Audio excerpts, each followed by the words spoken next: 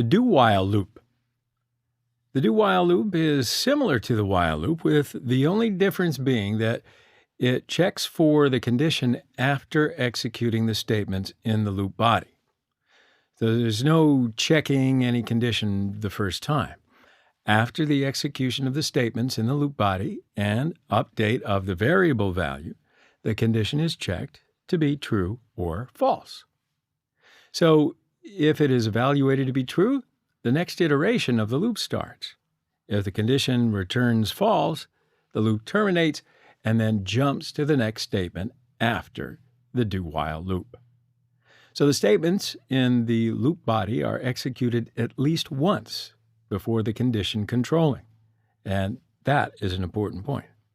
So do you want to see what I mean? Let's do up some examples with the do-while loop. So in the exercise project, just right-click on the loop package and select New Class, and specify the class name as do-while loop, and select the checkbox for the main method.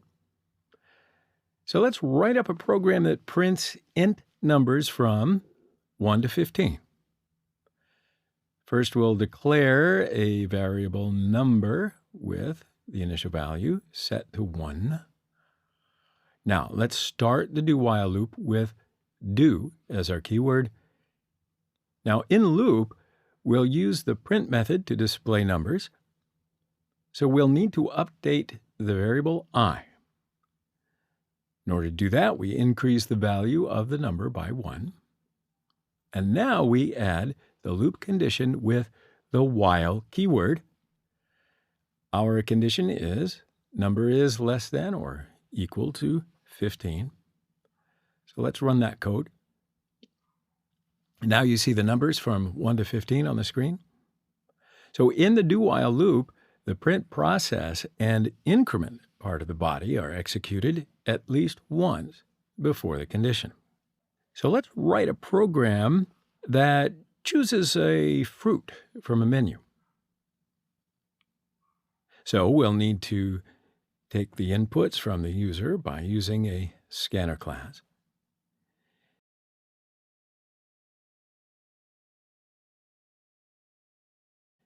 Now we'll choose import scanner class in java.util package to import the scanner class. Now let's declare a variable choice with no initial value, and let's start to write the do-while loop.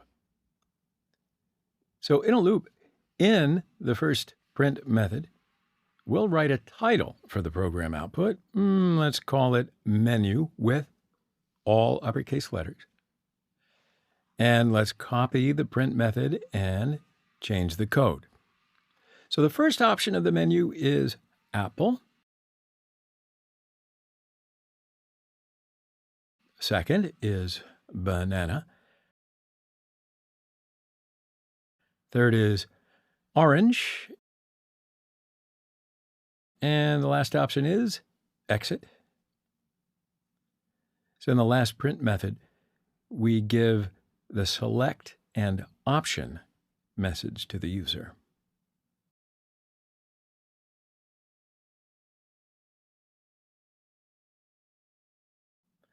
And we'll assign the next int method of the scanner class to variable choice.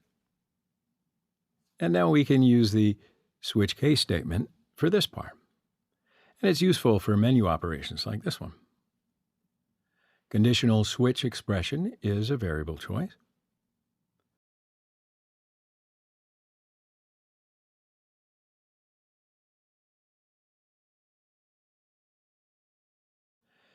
Now, in the first case, we display apple in the print method. And then we can add the break keyword. Now let's copy the code and make the changes for case values and other fruits, banana and orange in our case.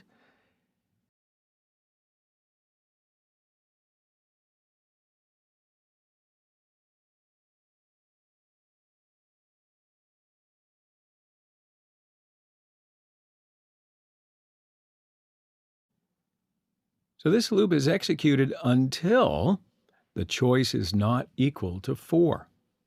If the user enters 4 from the menu, the loop is terminated. So we add a while keyword with a choice not equal to 4 as a condition. So let's run the code. And then you see the menu in the console, right? So let's enter 1, and there's an apple. Enter 2, banana is displayed. Enter 3, an orange is displayed. Enter 4, no answer because the loop is terminated, all right?